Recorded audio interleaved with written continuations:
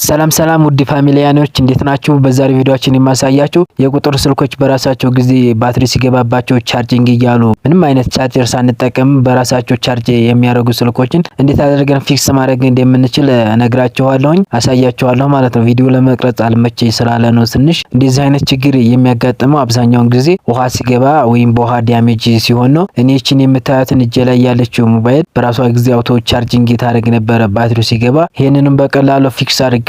እንዴት ፊክስ እንዲያረኩት ልንገራችሁ። ይቺ እጄ ላይ በቢገር ያስኳት ስክሪኑ ላይ በምትታየው ሬዚስተርን ይቺን በቀላሉ ከሌላ ላይ ነቅዴ በመቀየር ነው ማለት ነው። ይቺ ዳሜጅ የሆነችው ናት፣ ከራሱ የነቀልኳት ናት። እናንተም እንደዚህ አይነት ችግር ሲያጋጥማችሁ ሬዚስተሩም ወይ ቻርጀሩ አይሲዩ ነው በመቀየር እንደነዚህ አይነቶችን በቀላሉ ፊክስ ማድረግ ትችላላችሁ። ይሄ ቪዲዮ ደግሞ ከጠቀማችሁና ሌሎች ይጠቅማል ብላችሁ ካሰባችሁ ሼር እና ኮፒ ሊንክ ማድረጋችሁ እንዳዘነጉ።